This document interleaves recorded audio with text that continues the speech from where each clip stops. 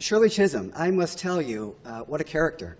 And I really didn't know much about her before I got my assignment from Mike Powers. But she was born in Brooklyn in 1924. Her dad was from Guyana. Her mom was from Barbados. She lived a short time in Barbados, but went to Brooklyn schools, including Brooklyn High School. She went to Brooklyn College, and she went to the Columbia University Teachers School. And she received an advanced degree in early childhood education and spent a lot of her time in Brooklyn, the Bedford-Stuyvesant area, in early child education. So she decided, at the urging of a friend, to get involved with the political club, the Democratic Club in Brooklyn. So she said she would do it, although she was somewhat reluctant. She said, well, what do we have to do? She said, well, tonight, our assignment is to decorate the cigar boxes to hold the money they collect for the event later on. So she did this, and she was very, very observant. And she said to her friend, she said, you know, why is it that all the men show up when the event starts and they're not around to organize the event? They sit up there, they bloviate, and they fall over each other, giving each other credit, and then they walk away. They really don't do anything. So she decided, as opposed to quitting the Democratic Club, that she was going to challenge the status quo. And that was the start of an extraordinary career. So she decided to run for the state assembly in 1964. There were 4 men ahead of her that wanted to run, but she persevered. She didn't bother with all the men of the club.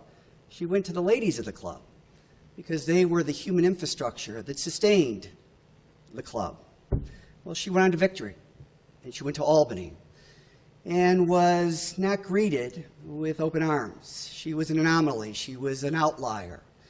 So she became somewhat frustrated because after the legislative session would end, everybody would go out and socialize, and no one would invite her to come along. But what she decided to do instead was park herself in the Assembly Library in the Capitol, which I'm very familiar with, and just immerse herself in the skill of legislating in the Assembly. She became very, very effective. Her mom was a domestic worker, so she championed the rights of domestic workers in New York City. Her father was a laborer, so she championed the work of laborers in New York City. And then in 1968, she decided to run for the United States Congress. Now, mind you, this was not an easy run. Again, still, these are the remnants of Tammany Hall and Al Smith and the political apparatus that, chose candidates as opposed to candidates pursuing what they wanted to do because they felt as though they had something to contribute. James Farmer, an iconic civil rights leader, was one of the candidates that wanted to run for Congress. Also, William Thompson, the father of the former comptroller of New York City, wanted to run. There were 3 other candidates. But Shirley Chisholm persevered, and she was elected. And she was elected because of her criticism, in large part, of the old party machine and not providing opportunities for women and other minorities. And she was critical of Congress itself, to the point where she gets to Congress, John McCormick is the Speaker of the House. So she's very, very critical of Congress. Says that the inertia, the laziness, people just stand around, they benefit themselves, and they don't do anything to benefit the constituents that they were elected to represent. So she goes for her committee assignment after having been elected. First African-American woman elected to the United States Congress. Only 9 African-Americans in Congress altogether. Today there's 56 and 2 in the Senate. So she goes to John McCormick, the Speaker, and says, Mr. Speaker, I'm here to get my committee assignments. He said, Congresswoman, go over and see Wilbur Mills. He is the chairman of the Ways and Means Committee. He's the one that dispenses staff budgets and committee assignments. She gets her assignment, member from Brooklyn. She's a member of the Forestry Committee. Goes back to the Speaker and says, this just doesn't work. This is, an urban area. I need something in education, something in labor. That's my background. That's my competence. That's where I can make a meaningful contribution. So she goes back to Wilbur Mills, and Wilbur said, we found a committee for you. Go back to the speaker and he will tell you what it is. She goes back and waiting to hear that she's on the Labor Committee or the Education Committee. She's on the Veterans Committee.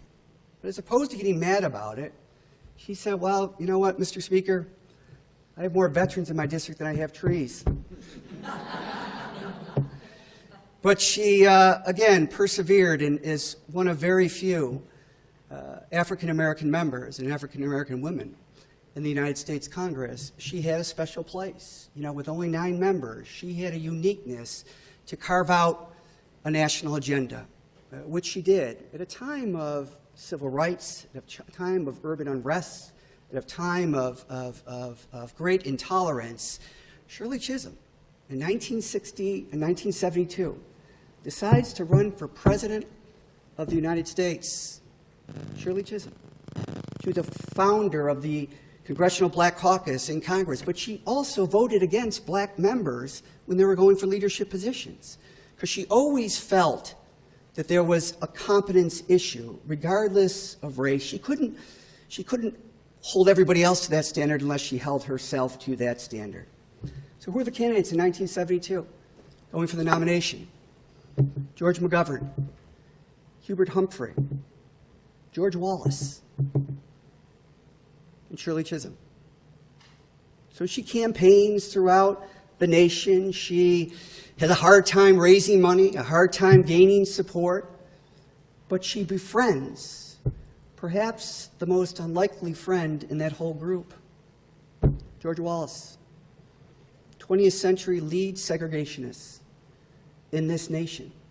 George Wallace used to go around and say, look, if you can't vote for me, vote for Shirley Chisholm. Now, Shirley Chisholm thought he was doing that to set her up. In May of 1972, George Wallace was injured in an assassination attempt, which the bullet severed his spine.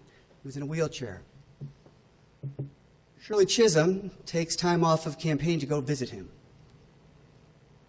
She walks through the door. George Wallace is in tears. He said, Shirley Chisholm, what are you doing here? What are your people going to say? That's how segregationists talk. What are your people going to say? She said, I wouldn't want this to happen to anybody. She said, I know your politics. I don't like your politics. And there were times when I didn't like you. But you're always kind to me. And people always told me that when I left the room, they would say that George Wallace was in here previously and said nice things about you and the work that you were trying to do in your vision. Shirley Chisholm and Governor George Wallace held hands in his hospital room and prayed. And George Wallace continued to cry.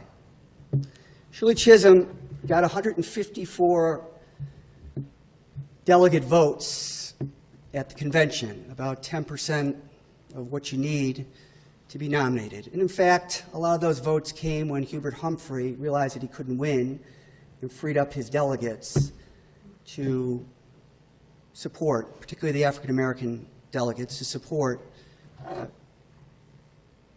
Shirley Chisholm. And obviously she didn't win, but political people, and she always, you read all of her writings, she never thought she could win. And that's the rarest form of leadership. Somebody that commits themselves to a cause that they won't live to see. And the irony is that both a woman and an African-American ultimately became president, ran about 2 years after she had died. But she had paved the way for not only a woman to run for president, but also an African-American. And this doesn't happen anywhere else in the world. You think about it. We elected an African-American president whose grandfather was a Muslim, whose middle name is Hussein, who beat a woman in a primary election to go on and beat a Mormon in free and fair elections. We are freaks, Americans. And the Middle East can learn something from us.